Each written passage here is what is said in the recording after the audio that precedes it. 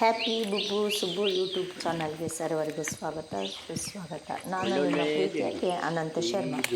ಅರಿಶಿನವನ್ನು ಸರಿಯಾದ ಪ್ರಮಾಣದಲ್ಲಿ ಬಳಸುವ ಅಡುಗೆ ಅಸಂಪೂರ್ಣವೆಂದು ಕೇಳುವುದು ಸರಿಯೇನೋ ಒಂದು ವಿಚಾರ. ಪ್ರಾಚೀನ ಕಾಲದಿಂದಲೂ ಸಹ ನಮ್ಮ ಭಾರತೀಯರು ಅಡುಗೆಯಲ್ಲಿ ನಾವು ಅರಿಶಿನವನ್ನು ಉಪಯೋಗಿಸೋದಕ್ಕೆ ಹೆಚ್ಚಿನ ಪ್ರಾಧಾನ್ಯತೆಯನ್ನು ಕೊಟ್ಟಿದ್ದೇವೆ. ಆದರೆ ಈಗಿನ ಕಾಲದಲ್ಲಿ ಅದ್ರ ಬಗ್ಗೆ ಗೊತ್ತಿಲ್ಲದ ಕಾರಣ ಪ್ರಾಧಾನ್ಯತೆಯನ್ನು ಕೆಲವು ವಿಮರ್ಶೆ ಮಾಡಿ ಹೇಳ್ತಾ ಇರ್ತಾರೆ. ಅರಿಶಿನ ಕೇವಲ ಅಡುಗೆಗೆ ಬಣ್ಣಕ್ಕೆ ಮಾತ್ರ ನಾವು ಕೊಡಲ್ಲ. ಅರಿಶಿನವನ್ನು ನೀರಲ್ಲಿ ನಿಧಾನವಾಗಿ ಕಲಸಿ ಪೇಸ್ಟ್ ರೀತಿ ಮಾಡಿ ಕ್ರಮವಾಗಿ ಸೇವಿಸಿದರೆ ಶರೀರದ ಚುರುಕುತನವನ್ನು ಹೆಚ್ಚಿಸುತ್ತದೆ. ಆದ್ದರಿಂದ ಆಯುರ್ವೇದದಲ್ಲಿ ಅರಿಶಿನದ ಮಾಹಿತಿಯನ್ನು ಬಹಳಷ್ಟು ಹೇಳ್ತಾ ಇದ್ದಾರೆ. ಅರಿಶಿನವನ್ನು ಉಪಯೋಗಿಸಿ ಮಾಡಿದ ಆಹಾರವು ಚರ್ಮ ರೋಗವನ್ನು, ಮೂತ್ರ ಸಂಬಂಧ ಕಾಯಿಲೆಗಳನ್ನು, ಸೂಕ್ಷ್ಮ ಕ್ರಿಮಿಗಳನ್ನು ನಾಶಪಡಿಸುತ್ತೆ. ಕೆಲವೊಮ್ಮೆ ನಾವು ಸೇವಿಸೋ ಆಹಾರದಲ್ಲಿ ವಿಷ ಮತ್ತು ಕೊಳೆಯ ಪದಾರ್ಥಗಳು ಸೇರಿರುತ್ತದೆ. ಸರಿಯಾದ ಪ್ರಮಾಣದಲ್ಲಿ ಬಳಸಿದ ಅರಿಶಿನವು ವಿಷ ಅಥವಾ ಮಲಿನ ಪದಾರ್ಥಗಳನ್ನು ನಮ್ಮ ದೇಹದಿಂದ ತೊಲಗಿಸುತ್ತೆ. ಗ್ಯಾಸ್ ಟ್ರಬಲ್ ಮತ್ತು ಹೊಟ್ಟೆಯಲ್ಲಿ ಉರಿಯಂತಹ ಸಮಸ್ಯೆಗಳನ್ನು ಈ ಅರಿಶಿನ ಒಂದು ಒಳ್ಳೆಯ ರೋಗ ನಿವಾರಣೆಯಾಗಿ ಕೆಲಸ ಮಾಡ್ತದೆ. ಸೌಂದರ್ಯವನ್ನು ವೃದ್ಧಿಸೋ ಕೈಗಾರಿಕೆಗಳು ಸಹ ಅರಿಶಿನಕ್ಕೆ ಹೆಚ್ಚಿನ ಪ್ರಾಧಾನ್ಯತೆಯನ್ನು ಕೊಟ್ಟು ಎಲ್ಲ ಸೌಂದರ್ಯವರ್ಧಕ ಮತ್ತು ಫೇಸ್ ಕ್ರೀಮ್ಗಳಲ್ಲೂ ಸಹ ಈ ಅರಿಶಿನವನ್ನು ಹೆಚ್ಚಿಗೆ ಕೈಗಾರಿಕೆಗಳಲ್ಲಿ ಉಪಯೋಗಿಸ್ತಾರೆ. ಅದಕ್ಕಾಗಿ ನಾವು ಮನೆಗೆ ಬರೋರು ಸುವಾಸಿನಿಯರು ಸಹ ಏನು ಮಾಡ್ತೀವಿ, ಅರಿಶಿನ ಕುಂಕುಮವನ್ನು ಕೊಟ್ಟು ಬೀಳ್ಕೊಡ್ತೇವೆ. ಅರಿಶಿನವನ್ನು ಮೃದುವಾಗಿ ಕಲಸಿ ಚರ್ಮಕ್ಕೆ ಲೆಪ್ಪಿಸಿದ್ರೆ ಚರ್ಮ ನುಣುಪಾಗುತ್ತೆ ಮತ್ತು ಕಾಂತಿಯುತವಾಗ್ತದೆ ಮತ್ತು ಸೌಂದರ್ಯವನ್ನು ಸಹ ಹೆಚ್ಚಿಸುತ್ತೆ. ಅರಿಶಿನವನ್ನು ನಾವು ಹಾಲಿನ ಕೆನೆಯಲ್ಲಿ ಕಲಿಸ್ಬಿಟ್ಟು ಮುಖಕ್ಕೆ ಲೇಪಿಸ್ಕೊಂಡು ಒಂದು ಅರ್ಧ ಗಂಟೆ ಹಾಗೆ ಮುಖವನ್ನು ಬಿಡ್ಕೊಂಡಿದ್ರೆ ಮುಖಂತ ಕಾಂತಿ ಮತ್ತು ಸೌಂದರ್ಯ ಹೆಚ್ಚಾಗುತ್ತೆ. ಗಾಯವಾದಾಗ ತಕ್ಷಣ ಅರಿಶಿನವನ್ನು ನಾವು ಗಾಯದ ಮೇಲೆ ಹಚ್ಚಿದ್ರೆ ಏನಾಗುತ್ತೆ, ಕೀವು ಬರೋದಿಲ್ಲ, ನಿಂತ್ಕೊಳ್ಳುತ್ತೆ. ಈ ರೀತಿ ನಾವು ಅರಿಶಿನವನ್ನು ಬಾಯಿ ಮತ್ತು ಆಂತರಿಕ ರೋಗಗಳಿಗೆ ಬಹಳ ಪ್ರಯೋಜನಕಾರಿಯಾಗಿ ನಾವು ಇದನ್ನು ಬಳಸ್ತೇವೆ. ಅರಿಶಿನದಲ್ಲಿ ನಾನಾ ರೀತಿಯ ಅರಿಶಿನಗಳಿವೆ ಮತ್ತು ಈ ಅರಿಶಿನಗಳನ್ನು ನಾವು ಭಾಳಷ್ಟು ನೆಗೆಟಿವ್ ಥಾಟ್ಸನ್ನು ತೆಗೆಯೋಕ್ಕೆ ಉಪಯೋಗಿಸ್ತೇವೆ.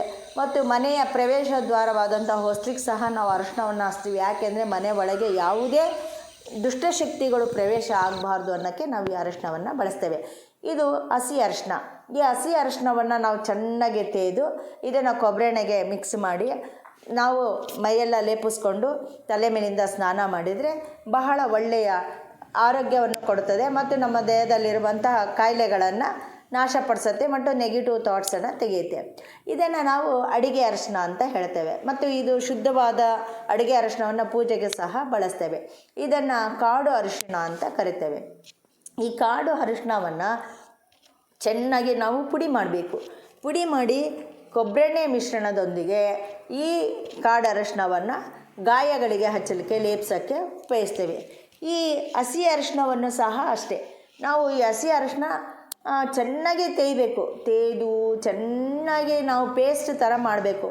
ಪೇಸ್ಟ್ ಥರ ಮಾಡಿ ಫೇಸ್ ಕ್ರೀಮ್ ಥರ ಇದಕ್ಕೆ ಸ್ವಲ್ಪ ಇದನ್ನು ಕೊಬ್ಬರೆಣ್ಣೆ ಹಾಕಿ ಚೆನ್ನಾಗಿ ಪೇಸ್ಟ್ ಥರ ಮಾಡಿ ನೀವು ಮೈಯೆಲ್ಲ ಲೇಪಿಸ್ಕೊಂಡು ಸ್ನಾನ ಮಾಡೋದ್ರಿಂದ ನಿಮ್ಮ ದೇಹದಲ್ಲಿರುವ ಯಾವುದೇ ನೆಗೆಟಿವ್ ಥಾಟ್ಸ್ ಇರಲಿ ಮತ್ತು ಯಾವುದೇ ನಂಜಿನ ಗುಣ ಇರುವಂತಹ ಕಾಯಿಲೆಗಳಿದ್ದರೂ ನಾಶವಾಗ್ತದೆ.